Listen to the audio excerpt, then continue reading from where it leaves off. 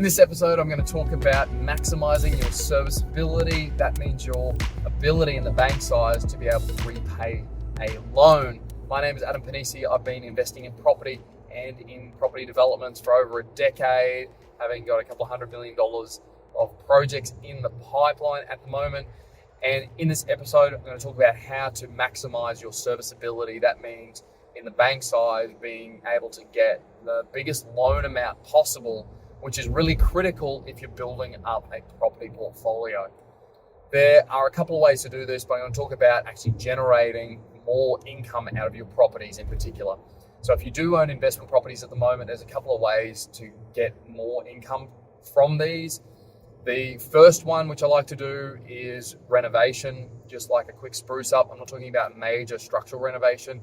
I'm talking about making the property fresh. So what you want to do is be able to spend money so that it generates more than the money you've spent as a return. So for example, if I'm going to be spending $50,000 on a property, I want to be generating that as a return. So that as a 5% return would be $50 a week in return. So you want to be generating, at least 5 or 6% return in the current market, because that's where your interest rates are likely going to be.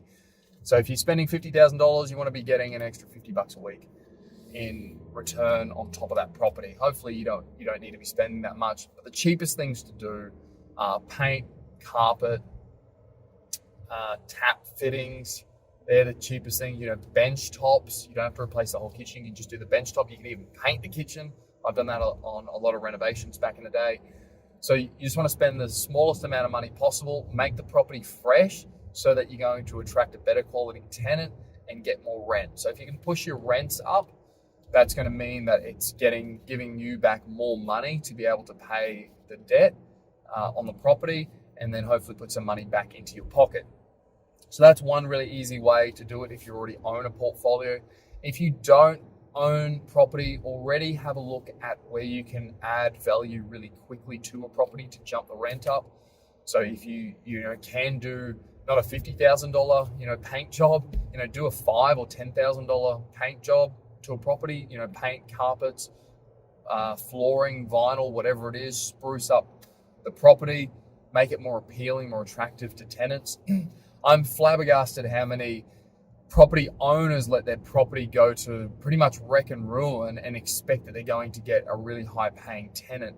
If there's an option for a tenant to rent a new property versus an old property and they're the same price, or the new property is a slight more premium, then the tenant's going to be renting the property that's going to be nicer. Why would you want to live somewhere where the carpet's 10 or 20 years old and it's disgusting, or the walls have got marks on them and there's paint missing?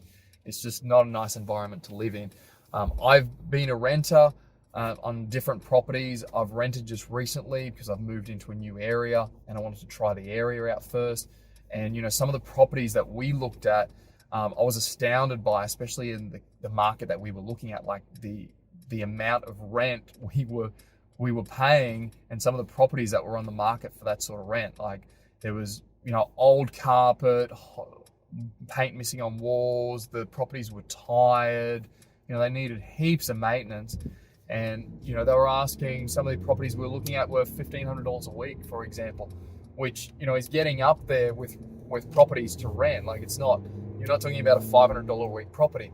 So that's how you maximize, one, getting a rental return. And, I might be preaching to the choir. You might already know this in doing that. It's just those simple things.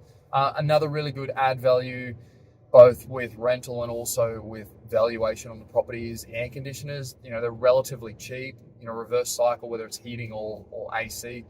People want to be comfortable. So, if you spend $1,000 on an aircon, for example, in a living room or a bedroom, that could mean that somebody's going to rent your property over somebody else's. So you attract a tenant faster, they'll pay a premium for it.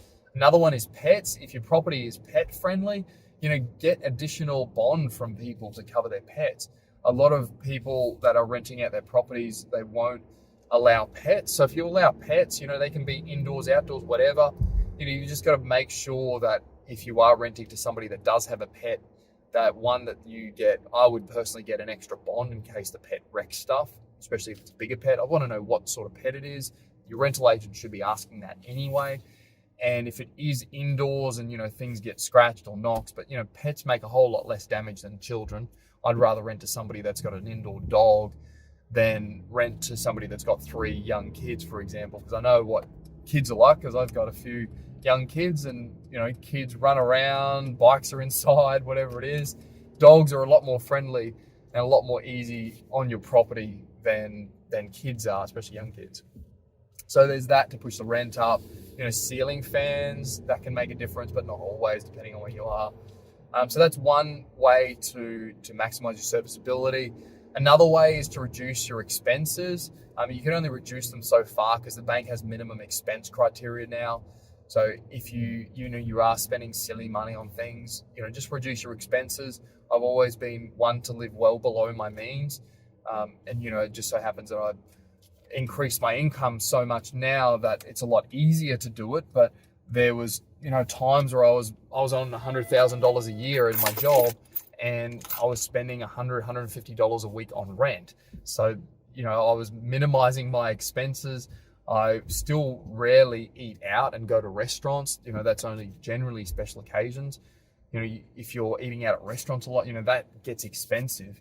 There's ways to minimize your expense, and that's a way to get your serviceability up, show that you're a good saver, and then put that saving money into an investment. You're not going to get rich from savings, but you will get rich from putting it into investments and having those investments grow.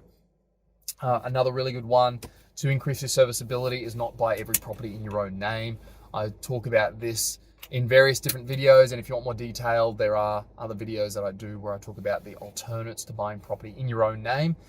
So you buy properties in separate entities, that can increase your serviceability as well. And you want to be buying positively geared properties, or at least as a minimum buying neutrally geared properties, so it actually doesn't cost you anything to hold that property. So they're my tips to increasing serviceability and being able to then go and buy more properties and build a bigger portfolio.